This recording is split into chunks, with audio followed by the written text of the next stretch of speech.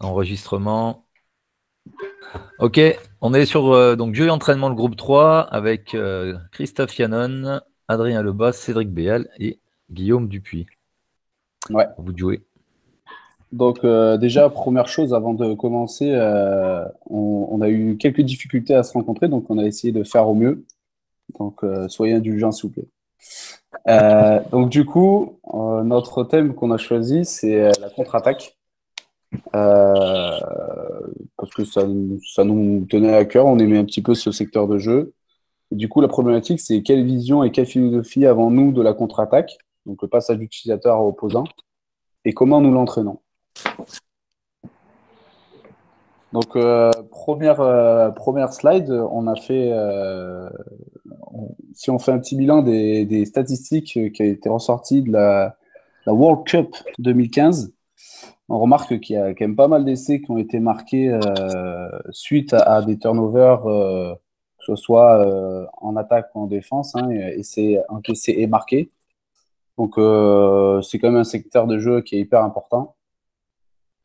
Pour illustrer, j'ai 3 vidéos il y en a une, c'est sûr, c'est une contre-attaque. Les autres, c'est sensiblement une contre-attaque. Donc, c'est parti. La première vidéo, oh, je vais couper le son. C'est réception de coup d'envoi. Donc, pour moi, c'est une contre-attaque. Je sais pas si vous voyez bien, ça saccade pas trop. Où on accélère dans un espace qui était créé devant nous. Les joueurs suivent et participent à la contre-attaque pour pouvoir marquer. Donc, la première vidéo. Deuxième vidéo, pareil, je coupe le son.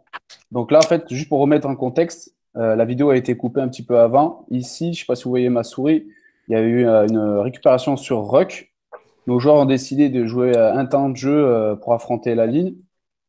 Et après, sur le deuxième temps de jeu, après la récupération de balle, ils vont jouer sur l'extérieur. Et ça va marquer au bout. Vous voyez bien, ça ne s'inquiète pas trop, c'est bon? Très bien. Donc voilà, donc ça c'est la deuxième séquence. Et la dernière séquence, c'est une contre-attaque sur jeu au pied sur R3. Donc pareil, j'ai coupé la musique. On a une mêlée adverse. Il décide de jouer au pied, on ne sait pas pourquoi. Donc notre 15 récupère le ballon. Il voit que l'espace il est sur l'extérieur avec l'ailier. L'ailier il joue bien 2 duels et il va marquer tout simplement. Donc voilà, les juniors sont contents. Donc là, c'est un petit peu pour la remise en contexte. Maintenant, on va passer à nos philosophies. Donc je vais laisser la main à Monsieur Christophe Yannon. Bonjour à tous.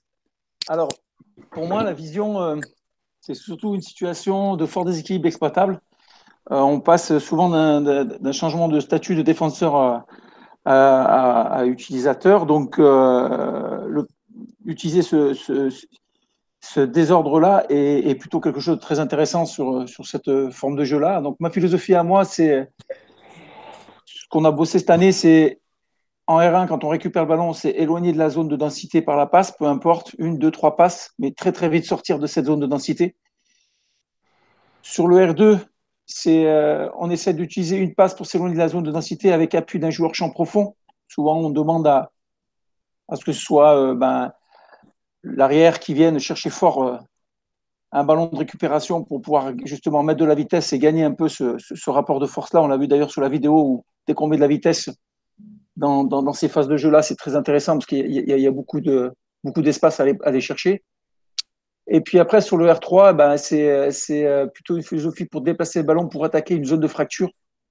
Donc, pas forcément aller chercher une chose précise sur le terrain, mais bien utiliser les ailiers ou éventuellement une troisième ligne qui est sur le R3 avec l'arrière et aller chercher fort une zone de fracture, une zone où il y a beaucoup d'espace. Et puis, les deux principes forts, c'est que tout le monde peut participer à la contre-attaque à partir du moment où on sait s'adapter à la situation qui nous est proposée sur ce changement de statut. Ok, maintenant Cédric. Bonjour à tous. Donc, moi, ma vision, enfin, la vision qu'on a dans notre équipe, c'est que sur turnover ou contre-attaque, c'est une recherche rapide de l'espace libre pour inverser le rapport de force. Donc, sur ce temps-là, ils sont libres de faire ce qu'ils veulent et surtout, voilà, recherche rapide de l'espace libre. Notre philosophie sur le R1, c'est amener le plus rapidement possible le ballon dans l'espace libre pour profiter du déséquilibre. Sur le R2, on leur demande de faire une passe pour s'éloigner de la zone zone dense. Et sur le R3, généralement, on leur demande d'aller chercher cette zone de milieu pour ensuite attaquer dans les espaces libres. Donc, en prenant le milieu, il y aura sûrement un déséquilibre. Donc, on leur demande ça généralement. Et nous, le principe, les principes de base, c'est tous les joueurs doivent être concernés et en mouvement, car tous ont un rôle à jouer pour inverser le rapport de force. Les porteurs de balles ont un rôle important, les soutiens ont un rôle important, et on appelle l'autre catégorie, ce sont les gendarmes, ce sont les joueurs qui sont un peu entre les deux zones, là, qui ont un rôle pour gêner un peu la défense adverse. Voilà. Adrien. Adri.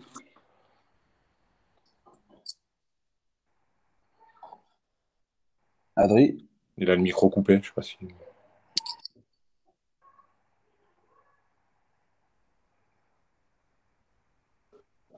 Je vois pas s'il est connecté. Bah, je vais parler pour lui. Je sais pas s'il est connecté. Donc sa vision, c'est un court instant de désordre favorable. Attendez. Ah oui, on t'entend. Ouais, là, ouais. Ah, pardon, je suis désolé. Merci Cédric.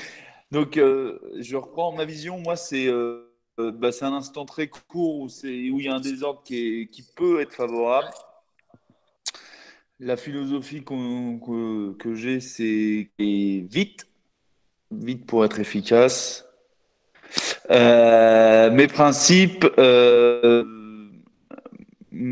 contrairement peut-être à d'autres qui imposent une passe, deux passes, etc. Non, moi, ce que je demande, c'est s'il faut mettre du pied, on met du pied. S'il faut déplacer le ballon, on le déplace. Mais voilà, le but du jeu, c'est espace libre qui nous permettent vraiment d'avancer beaucoup ou de marquer. Utiliser les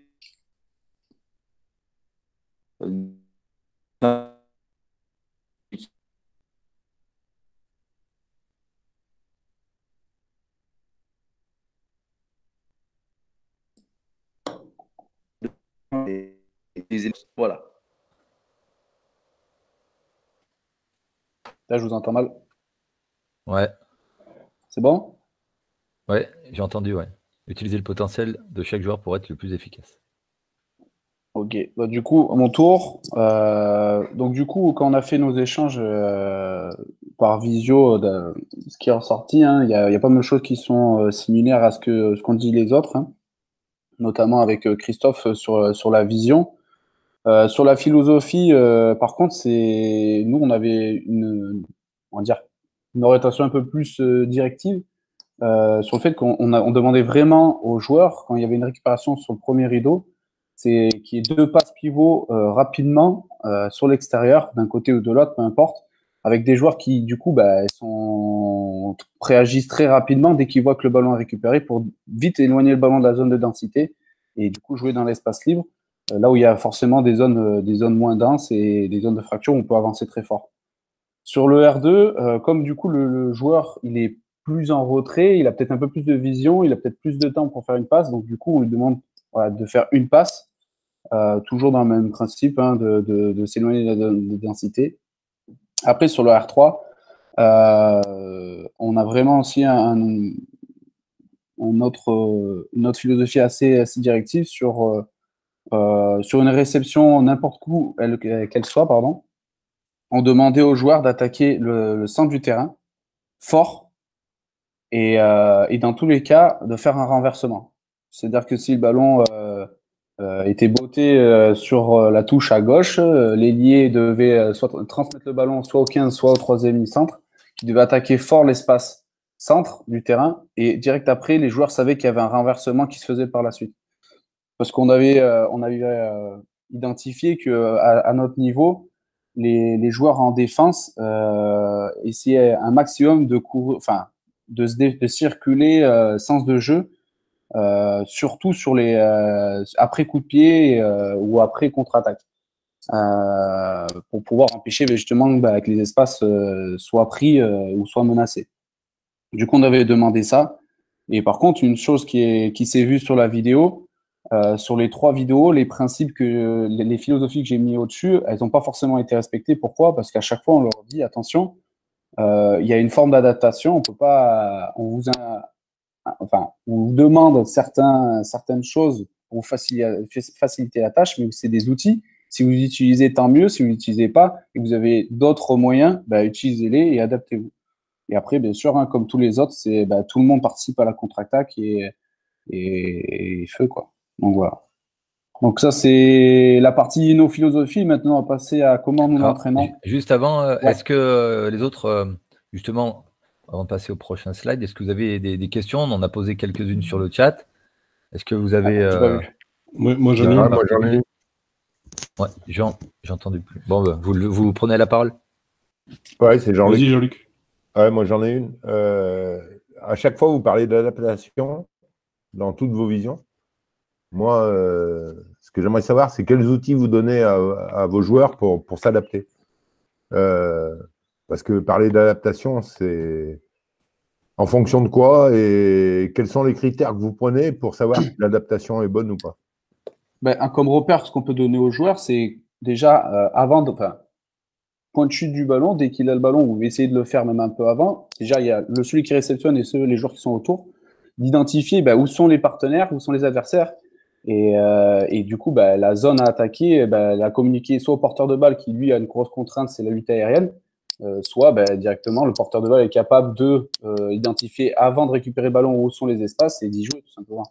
Après, la forme de jeu, que ce soit au pied, pénétrant, ou déployer, c'est à lui de voir, c'est en fonction de son ressenti sur l'instant. Et après, c'est on verra sur la prochaine slide sur comment on l'entraîne, en fait, qui va déterminer cette adaptation, en fait. Je ne sais pas si j'ai répondu à ta question, Jean-Luc. Par rapport à ce qu'il dit, on s'appuie aussi sur les fondamentaux du rugby. Avancer, prendre les espaces et la continuité du jeu. Donc, on s'appuie là-dessus. Comme il le dit, il préconise de faire 1 ou 2 passes en fonction du rideau où tu récupères le ballon. Ça, c'est une aide parce que généralement, c'est pour se sortir un peu de la pression. Par contre, comme j'ai vu dans vos questions, effectivement, s'il n'y a personne en face, tu ne vas pas faire la passe. Tu vas jouer dans l'espace libre. Tu vas porter le ballon, tu vas avancer. Donc, ça revient à ce qu'on disait hier sur les autres domaines du jeu. On veut faire des joueurs intelligents. Donc, est-ce que vous pouvez nous identifier des repères concrets, des repères simples? Oui. Repères simples. J'ai beaucoup de joueurs en face de moi. C'est pas là qu'il faut jouer. Moi, le premier repère que je donne à mes joueurs, c'est est-ce qu'il y a beaucoup de joueurs en face de moi ou il n'y en a pas beaucoup? S'il n'y en a pas beaucoup, je me fais confiance, je m'engouffre, je joue mon duel. S'il y en a beaucoup, on essaye de déplacer le ballon. Et question, si il y a de la place, j'avance, si il n'y a pas de place, je passe. Exactement. Ouais, c'est avancer ou faire avancer. C'est bête et méchant. Il y a des joueurs il y a beaucoup de joueurs en face de moi, je déplace le ballon, il n'y en a pas beaucoup, je m'engouffre et je fais confiance en mes qualités. Donc tu ne fais pas par rapport au profil de joueur? Pas forcément, non. Ça, c'est intéressant. Romain, t'entends quoi par là? T'as un exemple? C'est-à-dire que tu as de l'espace. En face de toi, il y a le 5 de devant. Et tu vas pas essayer de les jouer, même sur un grand espace, alors que... là, c'est pareil. On revient toujours sur le rapport de force. Je suis d'accord avec toi, Romain. Tu vois, vient de le dire, c'est le rapport de force. Si on regarde les 2 vidéos qu'il y a en amont, les 2-3 vidéos qu'il y en a en amont, il y a mon 14 qui récupère le ballon. Ce match-là, on avait mis, je sais pas combien d'essais. Enfin, il avait mis pas mal d'essais. Son vis-à-vis, il était capot ouvert. Mais c'est pour ça qu'il attaque cette zone-là. Parce qu'il a identifié que le mec, il est capot. Donc, du coup, il y va. Mais parce qu'il identifie que le rapport de force, il est faible, tu vois. Donc, il y a ça aussi qui rentre en compte. Et je suis tout à fait d'accord avec toi. Le lent contre le rapide, le fort contre le moins fort, c'est important. C'est le rapport de force potentiel, quoi. Par contre, petite question à part ça. Ta première vidéo sur coup d'envoi, on parle de Est-ce qu'on parle de contre-attaque à ce Et moment-là? ben, c'est ce que je me posais la question et je voulais justement voir si vous étiez. J'ai trouvé cette vidéo, je me suis posé la question, donc je voulais savoir votre avis aussi par rapport à ça. Mais on en viendra après sur les échanges, ça peut être intéressant d'en parler après. Ok, d'accord. À moins qu'il y en ait un qui veut aborder le sujet. La question a été posée, hein, allez-y. Hein. Votre Ouais. avis là-dessus, comment on définit une contre-attaque? Pour moi, c'est changement de statut. changement de statut. Voilà. Moi, c'est pareil. Pour moi, c'est le changement de statut d'opposant à utilisateur, mais pas forcément par un jeu au pied. Après un mouvement général Plutôt, ouais. ou une phase de fixation? Ouais, Non, exactement. ouais. Plus qu'une forme de jeu au pied. À partir du moment où c'est un coup de renvoi, on est sur de la conquête. Donc, si on est sur de la conquête, on n'est pas sur de la contre-attaque pour moi. Après, moi, j'ai juste vraiment un une gain de question. ballon, quoi. D'accord. C'est une Là, phase c'est de vraiment une conquête question. encore. C'est encore une phase de conquête. Ouais, j'ai juste une petite question. Est-ce que sur un jeu au pied de sortie de camp ou je sais pas, ouais, de sortie de camp, est-ce que du coup, on est dans une contre-attaque malgré tout ou pas?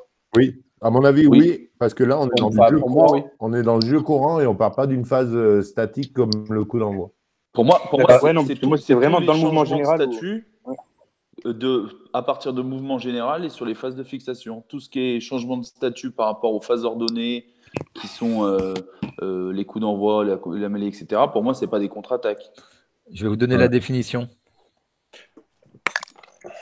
En gros, une contre-attaque, c'est un changement de statut, comme je l'ai dit, mais soudain, permettant à l'équipe opposante de passer utilisatrice. Et c'est dans le jeu courant, dans le mouvement général. Voilà. Et donc, du coup, si tu gagnes soudainement un ballon en mêlée, c'est pas une contre-attaque. Est-ce qu'il y en était dans le mouvement général, Cédric? Non, parce que tu as dit mouvement général, tu as rajouté ça.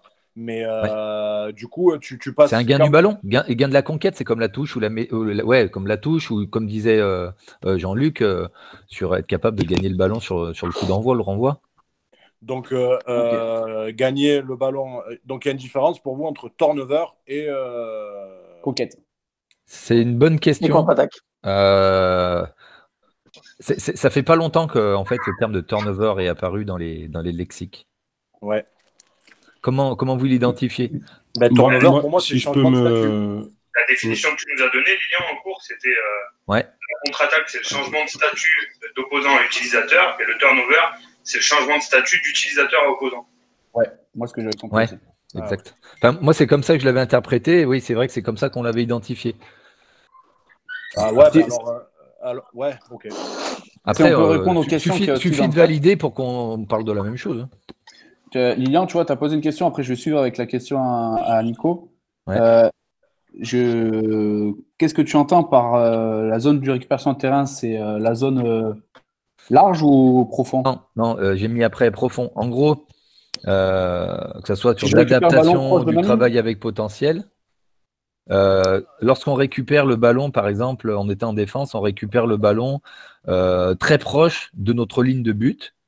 Est-ce qu'on va chercher la passe à jouer, ou est-ce qu'on va plutôt, parce qu'on a peut-être beaucoup ferraillé, est-ce qu'on va plutôt resserrer et puis on se réorganiser pour sortir de notre camp? Lorsqu'on récupère le ballon, pas très proche de notre ligne de but, mais on va dire dans nos 30 mètres, comme la plupart du temps, le champ profond est dégarni par l'équipe utilisatrice du fait de leur activité, leurs actions dans le mouvement général. Est-ce qu'on va plutôt chercher à jouer loin au pied pour faire reculer immédiatement? Voilà, je vois ce que tu veux dire. Et du coup, pour y répondre, après, vous allez peut-être me dire que c'est aberrant de faire ça avec les gamins, mais on leur a dit que dans tous les cas, tout ce qu'on fait dans notre camp, on fait un temps de jeu pour voir si ça marche, et si ça marche pas, si ça marche à peu près, on en fait un deuxième, sinon on tape, on se dégage. Et on leur a expliqué le même principe sur tout ce qui est contre-attaque dans notre camp. Donc c'est-à-dire que on garde les mêmes principes même si on est proche de notre ligne, parce que je pourrais ressortir les stats de la World Cup 2015, c'est qu'il y a, je crois, il y a 50% ou 60% des essais qui étaient marqués, qui étaient enclenchés depuis les 30 mètres, de notre camp, quoi. Du camp de l'équipe, tu vois ce que je veux dire? Donc du coup, peut-être la défense sera moins vigilante si on contre-attaque en déplaçant les ballons, sachant que peut-être qu'eux, en plus de ça, comme ils étaient proches de nos lignes, ils étaient peut-être plus resserrés parce qu'ils voulaient peut-être un peu plus être sur le jeu pénétrant. Ben, les espaces sont peut-être un peu plus sur l'extérieur et la fracture est peut-être encore plus significative. C'est ma philosophie. Et quand les gamins, alors on s'en est pris, hein, faute technique et on prenait un essai en contre. Mais il y a plusieurs fois où ça nous a quand même bien, ça a bien marché, notamment sur la deuxième vidéo où en fait on récupère le ballon sur ruck, on fait juste ils font un temps de jeu et après ils jouent sur l'extérieur et ça marche. Après, comme on l'a dit, c'est adaptation, c'est selon le ressenti du joueur. S'il est trop en pression et que même sur l'extérieur il se sent pas, il peut se dégager et nous il n'y a pas de souci avec ça. Après on a comme a dit Cédric, on leur a donné des outils, des consignes qui peuvent respecter ou pas. Après, c'est à eux de voir, parce qu'on n'est pas sur le terrain, c'est eux qui le sont. Et ils s'adaptent, en fait. Après, je ne sais pas si j'ai répondu à ta question, mais c'était plus ça. N'importe où sur le terrain, on n'a pas forcément... Voilà, les principes restent à peu près les mêmes. Après, il y a d'autres choses qui reviennent en jeu, autres que la contre-attaque, en fonction de la zone du terrain. Donc voilà, je ne sais pas si j'ai répondu à ta question. Après, pour la réponse, la question de Nico, est-ce que la passe sur une contre-attaque R2, R3 ou voire même R1 est obligatoire? Eh ben non. C'est-à-dire que je suis d'accord avec toi, elle n'est pas obligatoire, au contraire. Et on le voit bien sur la vidéo. Le joueur, il est complètement sur le bord de touche, bord de touche ou même axe terrain sur la troisième vidéo. Et nous, nos consignes, c'est d'attaquer sans terrain. Et au final, il attaque l'extérieur parce qu'il a identifié que l'espace était là. Donc, feu, s'il a identifié que l'espace était là, il y joue, il n'y a pas de souci. On n'est pas là avec un bâton à lui dire, taper sur les doigts s'il n'a pas fait ce qu'on lui a dit. Au contraire, on lui donne des outils. S'il ne le fait pas parce qu'il a trouvé une meilleure solution, tant mieux. Jouer où c'est facile, quoi. Voilà, exactement. Bien sûr, je suis d'accord là-dessus, mais parce que c'est juste que ça m'a frappé, parce que sur 3 fois sur les 4 présentations que vous faites de vos visions et de philosophie, ça parle d'écarter le plus rapidement possible le ballon. Non, pas moi. Oui, bah, j'ai dit 3 sur 4. Pardon. Parce que justement, il y en a. Et c'est pour ça que j'attends de voir comment vous l'amenez sur l'entraînement, mais est-ce que d'une certaine manière, ça les bride un peu? Parce que nous, on le sait par expérience que très souvent, et on l'a vu hier sur le coup d'envoi, les opposants, ils regardent que le ballon, donc ils vont monter là où il y a eu le jeu au pied, par exemple. Donc nous, on sait qu'il va falloir très certainement écarter, mais ce qui n'est pas forcément une obligation. Tout le cas, bien sûr. Et du coup, voilà, est-ce que tu préfères d'abord travailler parce que ça sera plus efficace et plus rapide pour le joueur d'assimiler qu'il doit faire une passe plutôt que de prendre de l'information et une décision? Tu vois, ça va être plus rapidement applicable. Bien sûr. Du coup, après, c'est comment tu l'entends. Mais ça va venir après. Mais tu as totalement raison, Nico. Après, ça va venir sur la prochaine slide. Ouais, j'attends de voir comment vous l'amenez sur l'entraînement. Okay. Est-ce qu'il y a d'autres questions sur cette slide?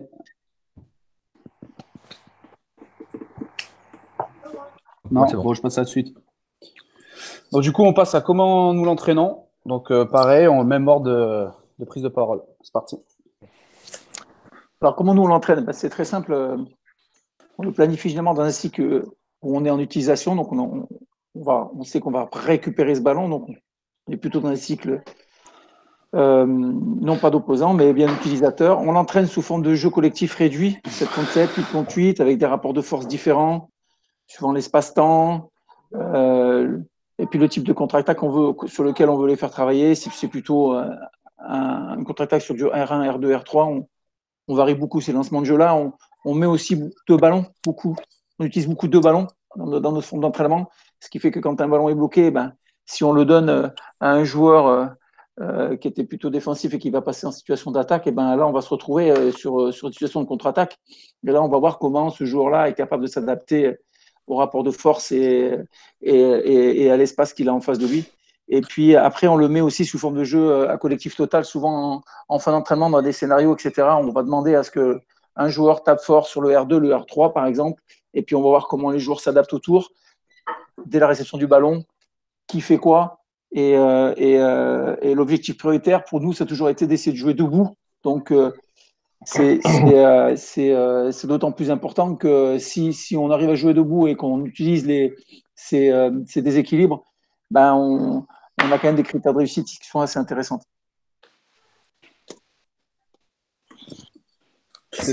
Ok, à moi.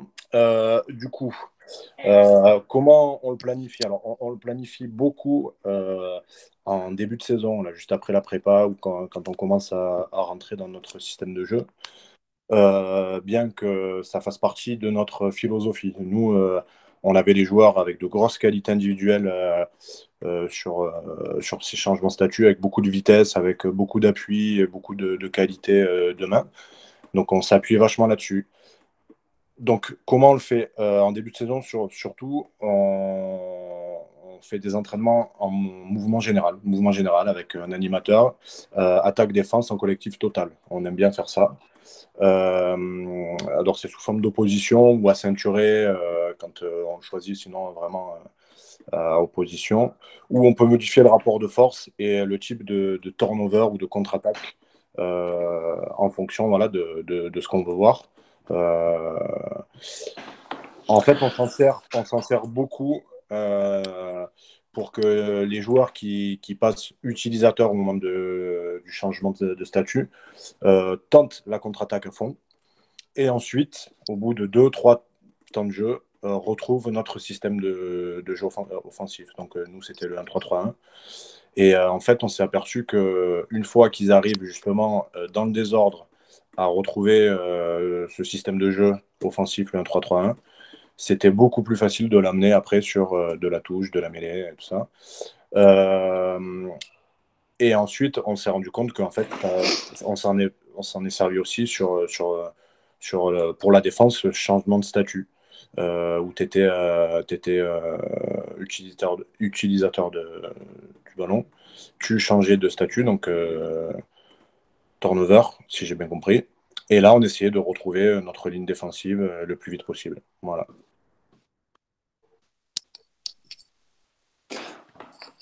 Ok. Alors, moi, c'est la contre-attaque, pour moi, elle fait partie de tous les entraînements. Soit par l'animation, soit par les consignes. L'animation, je rejoins un peu Cédric, où voilà, quand on fait du mouvement général, notamment à 2 ballons, au bout d'un moment, il y a un cafouillage ou autre chose, ou voilà, quelque chose qui ne plaît pas, on renvoie un ballon, tout de suite, mine de rien, on la travaille, cette contre-attaque. Ou alors par des consignes de jeu. Si on dit jeu type match et que le gars a réussi à récupérer le ballon, contre-attaque. Et puis donc selon le thème qu'on choisit, dans lequel on est, la nature de la contre-attaque sera différente. Voilà. Donc du coup, comment on le planifie, nous, c'est après un cycle d'opposition, entre un cycle d'opposition et un cycle d'utilisation pour qu'il y ait une certaine forme de continuité. On l'entraîne. Alors pour répondre un peu à ce que Nico disait tout à l'heure, notre démarche en gros de réflexion et comment on amène la chose, c'est d'abord c'est assez libre du coup sous forme de jeu avec animé par un entraîneur qui lui va modifier le rapport de force. Tout comme Adrien, je reviens sur ce qu'a dit Adrien juste avant. On a planifié un cycle spécifique sur la contre-attaque, mais après, sur tout le long de la saison, sur toutes les formes de jeu, réduit au collectif total, la contre-attaque, elle est libre. Il n'y a pas d'arrêt. D'accord. Il n'y a pas d'arrêt, ça, on est d'accord là-dessus. Par contre, on ne va pas réguler sur certains comportements pour viser la contre-attaque. Ça va être plus pour la défense ou pour l'utilisation, la circulation, tout ça. Là, par contre, on identifie bien un cycle de 6 à 9 séances, donc de 2 à 3 semaines, sur la contre-attaque, changement de statut opposant utilisateur. Donc, généralement, nos entraînements, quand on est sur ce genre de cycle, c'est d'abord une forme de jeu assez libre, que ce soit à toucher combat ou après un échauffement à plaquer, réduit.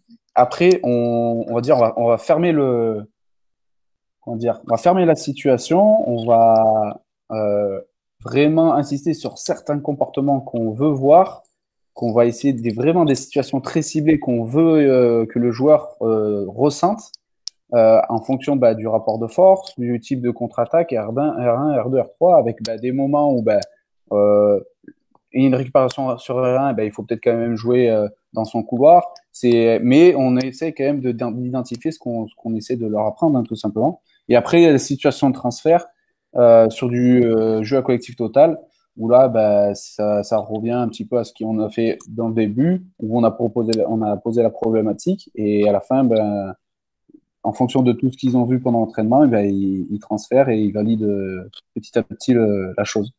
Donc voilà, c'est surtout comme ça qu'on fonctionne. Enfin, notre démarche, elle est de cette manière. Je ne sais pas si, Nico, du coup, est-ce que tu vois un peu plus notre manière on bride pas les joueurs et c'est petit à petit, on leur donne des outils. Mais en amont, il y a quand même, eux, une problématique qui leur est posée sans qu'il y ait d'outils apportés. Tu vois ce que je veux dire? Ok. Ouais. Mais justement, et par rapport aux outils dont vous parlez au niveau pour améliorer la ressource technique et perceptive décisionnelle, comment vous, concrètement, sur des exemples types, hormis justement de déplacer le ballon, voilà, comment vous amenez la démarche d'apprentissage, en fait, sur vos comportements attendus et pour amener ça, pour rendre efficace, on va dire, la contre-attaque? Alors, ben, déjà, technique, enfin, j'ai du mal. Enfin, moi, personnellement, j'ai du mal à entraîner la technique sans qu'il y ait, en gros, du sens. Donc, forcément, je vais toujours allier la technique avec du perceptif. Donc, il y aura beaucoup d'arrêts sur image, notamment sur les formes d'atelier, où la situation est un peu plus fermée, où bah, du coup, je cible vraiment ce que je veux voir. Bah, arrêt sur image et questionnement, hein. On en revient toujours à ça, hein. Je sais pas si j'ai répondu à ta question. Non, mais tu vois, par exemple, bah, sur une récupération, sur un jeu au pied dans le R2 ou le R3, voilà, est-ce que par exemple, tu demandes vraiment, dans un premier temps, de prendre l'information et s'il faut déplacer le ballon, faire une passe vraiment en pivot, enfin vraiment, du coup, à l'arrêt, prendre l'information, ou alors est-ce que la première chose que tu vas demander, ça va être bah, gagne un maximum de mètres tout en prenant de l'information? Enfin, tu vois, il y a plusieurs Non. choses. Moi, par exemple, je suis désolé, Nico, Vas-y, vas-y. moi, ce que je demande, c'est vraiment la prise d'infos, lire la situation, entre guillemets. Alors, c'est plus ou moins vite, tout le monde n'est pas égaux face à ça, mais c'est lire la situation. Et après, si la réalisation technique, elle est pas bonne parce que, voilà, ça, c'est pas vraiment le problème. Moi, ce que je veux, c'est que les joueurs, ils comprennent, ils voient. Je vois Ouais. et après j'exécute. Donc vraiment, ce que je demande, on récupère un ballon, on lève la tête, on porte notre regard devant nous. Et c'est tout aussi, tous les soutiens, ce que je demande, c'est une grosse communication en regardant ce qui se passe en face. Et je rejoins sur le volet d'avant, la slide d'avant, notre philosophie quand je parle de utiliser le potentiel de joueurs. Si j'ai un ailier qui est en bout et qui est dans le champ profond, et après il utilise son potentiel. Donc moi, ce que je demande en premier sur la contre-attaque, mais comme sur tous les thèmes, sur toute la partie entraînement, c'est comprendre, c'est voir. Et après, on a des collectifs qui sont chacun différents en termes de niveau, etc. Mais c'est vraiment un parti pris de se dire, moi j'entraîne les moins de 16, et ben peut-être que aussi par rapport à leur physique, etc., leur capacité physique, etc., coordination motrice, etc., qui ne sont pas encore capables de le faire, qu'ils le comprennent et qui sachent pourquoi, et ben ça les rendra Est-ce que ça répond, Nico, ou pas? Oui, bien sûr. Non, mais c'était pas, c'était juste partager un peu vos avis là-dessus sur voilà, comment t'amènes le joueur au final à réussir une contre-attaque efficace. Donc voilà, est-ce que tu travailles d'abord la prise d'info, quitte à ce que le mec, pendant 1 à 2 secondes, il soit limite à l'arrêt, vu qu'il a le temps sur un jeu au pied, par exemple, de prendre de l'information et ensuite prendre sa décision, ou est-ce qu'au contraire, voilà, tu vas plus être sur le gain du terrain au plus rapide, comme tu disais dans ta vision des choses, d'aller le plus vite possible. Tu vois, c'était marqué, il y avait le mot vite dans ta philosophie. Donc voilà, où est-ce que tu mets ça en avant au niveau de tes joueurs, tu vois, dans le discours si je peux répondre à ta question, Nico, comme Adrien l'a dit sur sa philosophie vite, le principe d'une contre-attaque, il y a aussi ça qu'on intègre aussi, c'est on l'a mis, certains l'ont mis aussi au-dessus, c'est un moment bref de déséquilibre. Je crois que c'est même Adrien qui l'a mis. Il faut aller très très vite. Donc dans toutes nos situations, en fait, on lui met, c'est une forme de très grosse contrainte. Après, le porteur de balle, il n'est pas tout seul. Au contraire, lui, il a une grosse charge de travail, c'est de s'occuper du ballon. Parce qu'il y a, encore plus s'il est sur le R1 ou même enfin toutes les formes, parce qu'il y a la lutte aérienne sur le R2, R3 potentiellement. Lui, il s'occupe du ballon, de sa justesse technique. Il a peut-être une prise d'info qui va être aussi importante, mais après, il y a tous les autres qui vont devoir préagir très très vite, prendre l'information très très vite, préagir très très vite, et du coup communiquer à ce porteur de balle cette zone libre. Et si du coup la solution elle est en fonction de nos principes, ils le font. Sinon, c'est dans une zone libre. La démarche, elle est vraiment comme ça. Pour compléter ce que dit Guillaume, nous par exemple sur le fond de terrain, le R3, quand le porteur le réceptionneur récupère le ballon, il y a ses soutiens proches qui lui communiquent 1, 2 ou 3.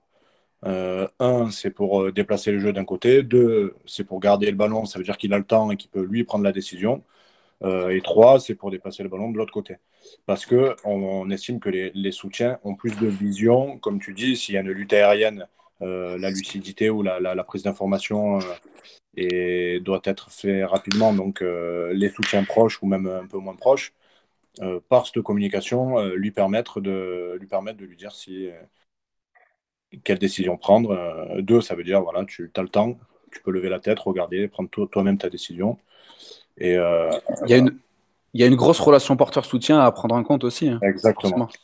Voilà, ouais, c'est ce que j'avais indiqué, parce que tout à l'heure, on parlait de prendre en compte l'adversaire. Par exemple, Romain Brison disait ça par rapport au rapport de force aussi physique, si on avait des avants en face de nous, mais il y a aussi Adrien Timothéo l'a dit en commentaire, il y a aussi toute la partie soutien, voilà, aussi à prendre en compte. Et non, mais je vous rejoins tout à fait là-dessus. Il vaut mieux aussi peut-être perdre 1 à 2 secondes sur de la prise d'information pour ensuite les gagner en déplaçant le ballon dans l'espace libre. Bien sûr. Ouais, d'accord. Ok, non, c'était pour partager un peu, pour voir comment on pouvait aussi améliorer un maximum aussi la méthode d'apprentissage. Après, si je peux compléter tout ça, c'est que nous, par exemple, sur notre façon d'entraîner, souvent on dit aux joueurs de chercher du job. Quand tu n'es pas porteur de balle, toujours chercher du job. Donc, sur cette phase-là de jeu où il y a une récupération de balle, effectivement, les joueurs qui sont le plus proches du porteur de balle, c'est eux, effectivement, qui doivent se connecter au porteur de balle et amener éventuellement une solution si le porteur de balle, je dirais, de par son action de récupérer ses ballons, ou s'il doit jumper, etc. La connexion avec le porteur de balle est très importante, mais je crois aussi que par rapport à ces systèmes de contre-attaque, l'important, c'est aussi effectivement que ceux qui sont autour du porteur de balle, travaillent, amènent des solutions. Et si tout ça, dans la préaction, ils ne l'ont pas fait, effectivement, ça peut être plus compliqué d'avoir des critères de réussite. Tu participais un petit peu aussi. Moi, je pense que c'est important, c'est de permettre de jouer les contre-attaques. Vous en avez un petit peu parlé. C'est-à-dire que permettre de jouer les contre-attaques, souvent quand on est à l'entraînement, lorsque en défense, éventuellement on a bien travaillé, des fois on bloque et puis on repart sur une autre séquence. D'accord ? Alors que de permettre les contre-attaques, ça permet de valider le bon travail réalisé par notre organisation défensive, et aussi être capable d'utiliser les fautes adverses. Pour ensuite on soit capable d'agir, de réagir très vite.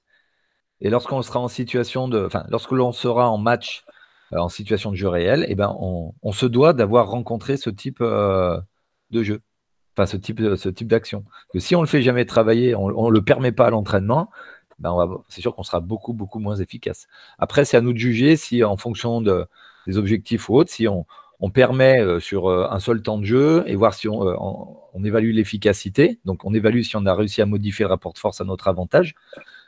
De quelconque manière, en avançant fort, en faisant la passe, en jouant au pied, ou ainsi de suite. Mais est-ce qu'on a réussi à modifier, à bonifier finalement ce ballon, soit récupéré par notre bon travail, soit utiliser les erreurs adverses. Voilà. Moi, j'ai une question à Cédric.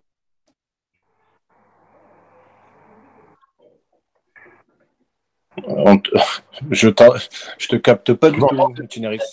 T'entends, Cédric? Là, je t'entends. Ouais. Moi, j'ai une question. Tout à l'heure, tu disais que tu avais des joueurs qui avaient des qualités pour jouer les contre-attaques. Est-ce que le jour où tu tomberas sur une équipe qui a moins de qualité, peut-être de vitesse et tout ça, est-ce que ta façon de jouer les contre-attaques va être différente ou pas? C'est fort possible, oui. Et du coup, les repères que tu prendras pour modifier le rapport de force, ils seront forcément différents aussi. Pas forcément. Aussi, mais c'est par rapport à tu as posé une autre question après, tu as dit parce qu'il y a le rapport de force numérique, mais il y a l'autre rapport, il y a d'autres rapports de force. Potentiel, position et. Voilà, et je ferai en fonction de mon potentiel, effectivement. Si j'ai des joueurs plus puissants mais moins rapides, eh ben, peut-être que j'utiliserai une autre façon de travailler ces contre-attaques. Peut-être que je m'appuierai sur une grosse défense pour peut-être renverser le rapport de force avec du jeu au pied et mettre de la pression par ma défense. Là, aujourd'hui, honnêtement, mais le rugby d'aujourd'hui est comme ça. Pour l'instant, on a beaucoup d'athlètes quand même, hein, on voit. Et là, c'est les stats de la Coupe du Monde 2015 qu'il a sorti. Je pense que par rapport à la Coupe du Monde d'après, c'est peut-être multiplié par 2 le nombre d'essais sur contre-attaque et sur ballon récupéré. Donc aujourd'hui, on entraîne les joueurs à jouer dans le désordre. On n'a plus c'est plus des joueurs, c'est des athlètes. Quand tu vois même en première ligne, sur 20 mètres, en première ligne, il va plus vite qu'un ailier, hein, souvent. Donc on leur apprend à jouer debout, justement, et avoir ce soutien proche et de l'activité des soutiens pour jouer dans la continuité, être dans la continuité. C'est les meilleurs ballons. Ceux-là, c'est les meilleurs ballons à jouer. Et on leur donne des principes pour avoir un repère commun. Mais après, j'ai envie de dire, le French Flair, il existe encore quand même, tu vois. Nos joueurs. Si je peux compléter après, Céd. Je finis. Tu vois, Jean-Luc, tu disais sur un match, si j'ai une équipe, si je comprends bien ta question, hein, si j'ai une équipe qui en face de moi est très dense ou alors très rapide, comment je fais pour m'adapter? Le truc, c'est que moi, je suis sur le bord de terrain, je suis sur le banc. À la limite, à une pause boisson, je vais pouvoir peut-être leur dire, écoutez, essayez de jouer un peu plus là. Mais c'est le joueur en fait qui s'adapte. C'est-à-dire que c'est en amont qu'il faut, enfin, c'est ma vision des choses. C'est en amont qu'il faut essayer de mettre en situation les plus diverses et variées le joueur à l'entraînement en face d'un un fort, un maigre, un rapide, un lent, pour qu'après il ait toutes les armes pour pouvoir s'adapter à ce moment-là. Je pense que si on a cette réflexion sur le temps de match, de se dire il faut corriger ça, c'est trop tard en fait pour moi. Mais en fait, c'est pas à ce moment-là. Ta question, c'était surtout si toi, ton collectif, là notamment le mien, j'ai pas de joueurs rapides, techniques. Comment tu les entraînes à jouer en majorité ces joueurs-là, quoi. Si ta force collective, elle se trouve plutôt ailleurs. On s'adapte, c'est la même chose. Mais là, on en revient toujours à ce rapport de force. Hein. On en revient toujours à ce rapport de force. Ouais, non, mais je suis d'accord. Vas-y, Gaëtan, excuse-moi. J'avais une petite question. Juste une petite question. Est-ce que c'est quelque chose que vous entraînez par poste plutôt ou par ligne ou il n'y a pas de différence pas de différence. Tout le monde en mouvement. Moi, je le fais rarement en collectif réduit, même jamais, pour te dire. Parce que la contre-attaque, je la fais sur du mouvement général, 15 contre 15. Parce que je veux que ça ressemble le plus possible à des conditions de match. Après, effectivement, j'entraîne des mecs qui ont 20 ans. Donc, sur ça, ils ont eu peut-être, grâce à tous ceux qui les ont entraînés avant, déjà des billes. Et c'est plus simple. Mais j'entraîne tous les postes, tous les joueurs, pour moi, sont capables de faire un appui, d'accélérer dans l'intervalle, de faire la passe quand il faut la faire. Aujourd'hui, ça c'est dans un autre domaine, mais aujourd'hui, ça me choque quand quelqu'un dit « Putain, le pilier, il a fait une sautée ». Non, le pilier, c'est un joueur de rugby. Il doit savoir faire une sautée, il doit savoir faire une passe. Il doit savoir même, pourquoi pas, faire un jeu au pied quand le jeu au pied est opportun. Franchement, hein, aujourd'hui, on veut des joueurs complets et je ferme jamais j'empêche jamais un joueur de s'exprimer parce qu'il a des qualités et il a des qualités au-delà de son poste. Voilà. Après, pour compléter par rapport à cette question, et j'aime bien le travail de contre-attaque sur effectif total, justement. Je trouve que c'est beaucoup plus réaliste, comme tu le dis,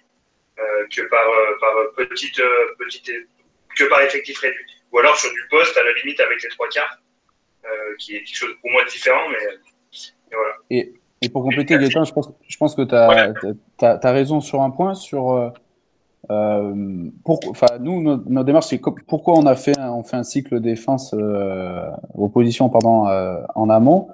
C'est il y a on va aborder tout ce qui est circulation défensive, le R1, R2, R3 en amont, et forcément il va y avoir des joueurs qui vont être plus à même de défendre sur le R2, R3 et d'autres qui vont être plus sur le R1 et forcément il va falloir que ça se retrouve sur le positionnement, par exemple sur le réception de coups de pied offensifs ou de dégagement. Les joueurs qui vont être sur le R3, ça va être sensiblement et même 90% du temps les mêmes. Donc forcément là on tend vers un jeu au poste. Enfin, je sais pas si j'ai à m'exprimer, mais tu vois ce que je veux dire. Mais c'est comme a dit Cédric, c'est à 15 contre 15. Tu vois, plus pour ce genre de phase là. Quand tu fais ce que tu dis avec les joueurs qui ont tendance à des profilés plus sur le troisième rideau, etc., tu l'inclus plus dans un travail au poste que dans un travail d'effectif réduit alors. Exactement. Bon, ouais. C'est plus des rôles que des postes, quoi. Parce que s'il est lié, il est dans le bordel, et ben il faut qu'il y ait forcément un autre mec qui soit sur le R3, tu vois, je veux dire. Il faut qu'il y ait une certaine plus loin. Après, c'est de la suppléance alors. Voilà, exactement. Mais sinon, oui, on est quand même dans un sport où il y a quand même des postes. On n'est pas comme sur le foot où il y a attaque, défense et milieu terrain. Mais il y a quand même des dominantes. Mais je suis d'accord avec toi. Mais après, je ne vais pas dire t'as rien à faire là, tu dois te mettre là et toi, tu dois faire ça. Ouais. Ok. Merci. S'il y a d'autres questions. Après, maintenant, c'est sur la dernière slide, on a mis en avant. Maintenant, c'est comment vous, quelle est votre philosophie à vous et comment vous l'entraînez. Ce qui nous intéresse aussi, quand même. Est-ce qu'il y en a qui veulent partager un petit peu la manière dont ils l'entraînent ou est-ce qu'ils le planifient d'une certaine façon? Est-ce qu'ils ont des principes libre ou un peu plus dirigé comme moi et après comment il l'aborde, comment il la démarche, comment il l'emmène, comment il intègre l'entraînement. Est-ce qu'il y en a qui veulent prendre la parole? Moi c'est simple, je le permets tout le temps. Ouais. D'accord. Et après je valide les choix et si j'ai des fois j'essaie de faire le lien avec l'objectif un petit peu de l'entraînement. Mais en tout cas, je le permets à chaque fois parce que ça fait partie de l'efficacité, ça donne du sens au jeu. Exactement. Et je ne casse pas trop la tête avec. Ça fait partie du mouvement général. Et pas de cycle spécifique contre-attaque? Pas le temps. Ou de micro-cycle? Non. D'accord. Moi, un peu, je suis totalement dans le même cas que lui. Et je demande aussi de l'expliquer. De manière générale aussi, mais notamment sur ce sujet de la contre-attaque, pourquoi c'est bien joué, pourquoi c'est moins bien joué, pourquoi ça a fonctionné ou pas. Enfin, comme vous faites l'interrogation là-dessus. Après, des fois, rien ne vaut de balancer un putain super, et au moins tout le monde a compris que c'était bien joué. Ouais, mais pourquoi bien sûr. super? Non, mais avec différents publics. Hein. Hyper persévère. Très rapide. Moi, j'ai une connexion de merde, Adrien, c'est scandale. Vas-y, Romain, on entend pas. Est-ce que ok, on perdrait beaucoup de temps peut-être à le faire, mais est-ce que au niveau on parle là depuis tout à l'heure, vous parlez tous de coups de pied, de trucs comme ça, si je suis un peu le truc. Après, il y a des relances, bien sûr, en R1 qui vont se faire ou en R3. Mais est-ce que comment dire, d'entraîner les mecs à prendre plusieurs informations, donc ça veut dire adversaire, espace et coéquipier, on gagnerait pas du temps que de préétablir avec un mec avec les soutiens? Moi, c'est la question que je me pose parce qu'un mec qui prend une décision 10 fois plus rapide alors qu'il a toutes les données en main, pour moi, sera beaucoup plus efficace que si réellement il fait confiance à un soutien. Ouais, je vois ce que tu veux dire. Après, c'est une philosophie et c'est à savoir est-ce que le porteur de balle a confiance en ses soutiens qui ont peut-être, je dis bien peut-être, avoir un temps d'avance sur la prise d'infos. Après, si le porteur de balle fait un choix, je pense qu'on est tous d'accord là-dessus, ses soutiens doivent le suivre à 100%. Adapté. Non, mais là-dessus, je suis d'accord. Ce que je veux dire par là, c'est que si on doit prendre, je vais prendre peut-être un exemple qui est un peu machin, mais l'impression que le Stade Toulousain, mettons, se trouve presque les yeux fermés, c'est cet aspect qu'ils ont évalué la prise d'information. Le porteur a vraiment évalué la prise d'information par rapport à ses coéquipiers, ses adversaires et l'espace. Ah oui, après, Et je vois ce que tu veux dire. Il y a forcément un moment donné enfin, par exemple, dans le cycle ou même à tout moment sur des phases d'utilisation où tu vas plus cibler les comportements du porteur de balle et moins ceux des soutiens. Et après, c'est ça que tu voulais dire sur la prise d'info notamment. ouais. Ouais, ben carrément. D'accord avec toi. Est-ce que tu penses que le Stade Toulousain, il se trouve les yeux fermés parce que le porteur a pris toutes les bonnes décisions ou parce que les soutiens ont pris suffisamment d'infos sur la course du porteur pour être au bon endroit au bon moment? Il y a des deux. Bah, Il y a des deux, forcément. Mais on peut cibler l'entraînement à un moment donné sur la démarche. Tu peux cibler les comportements du porteur de balle, cibler les comportements des soutiens et après les comportements de la relation porteur-soutien. ouais. Par Je sais pas contre, si... la deuxième question que j'avais, c'est comment vous arrivez à à le travailler en collectif réduit? Franchement, Si, je, je trouve, enfin, je sais pas comment vous pouvez, enfin, vous y arrivez, c'est tant mieux, hein, mais moi, je sais très bien que j'y arriverai pas parce il y a tellement de prise d'information du champ profond du porteur de balle, de la décision, à 8 contre 8, tu peux pas avoir, enfin, ou 7 contre 7, tu peux pas avoir tout ça, quoi. Comment ils font les joueurs du Seven alors? mm, Ben, il joue sur un grand terrain. Ben oui, ben nous on joue sur grand terrain. Non, mais le Ah, d'accord, rugby, donc tu fais du 7 contre 7 sur tout le terrain. Ouais.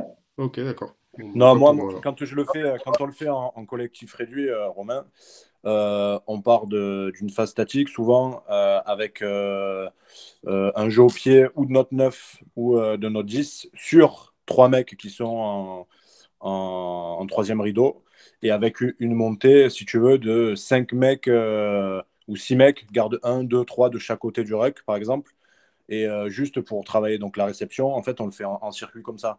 Ouais, là du coup c'est un atelier. Mais ce C'est que un disait atelier. Romain, c'était Ouais, mais c'est plus un atelier ce qu'on collectif réduit. disait collectif réduit, jeu, mouvement général, jeu. Enfin, c'est Ouais, ça que tu veux non, dire, mais Romain. il est parti.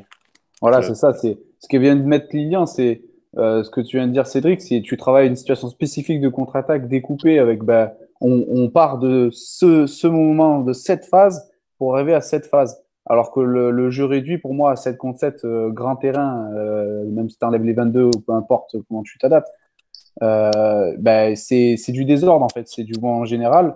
Tu as deux ballons comme Adrien ou Ouais, Christophe ça disait, aussi, ça Travailler la feu, quoi. relation espace-temps. ouais, mais ça, c'est ma grosse partie de travail sur du 15 contre 15 avec du désordre et tout ça. Mais de temps en temps, je m'en sers aussi, en fait, comme tu dis, en circuit ou en atelier. Et en fait, ça permet au champ profond de travailler la relance, on va dire aux 5 de devant, de travailler cette connexion au bord des rucks et cette connexion avec les autres joueurs pour leur montée défensive. Ça permet au demi-mêlée ou au demi-ouverture de travailler aussi son jeu au pied. En fait, j'aime bien de temps en temps utiliser aussi un genre d'atelier circuit. Mais après, c'est pareil, on le fait sur de la haute intensité, ça, parce que ça permet aux premières lignes de faire une course une course de sprint de 20 mètres, au troisième rideau, une fois qu'ils ont récupéré le ballon, d'avancer, de faire un sprint de 10 ou 15 mètres, et au demi de mêlée, de se replacer. Enfin voilà, on l'utilise un peu sur encore une fois, de la haute intensité, si on peut dire de la haute intensité à chaque fois, mais sur un travail physique, en tout cas, donné par le prépa, et on essaie d'intégrer le plus possible du rugby dans la prépa physique demandée par le... Pour travailler sur un transfert. Voilà. Ok.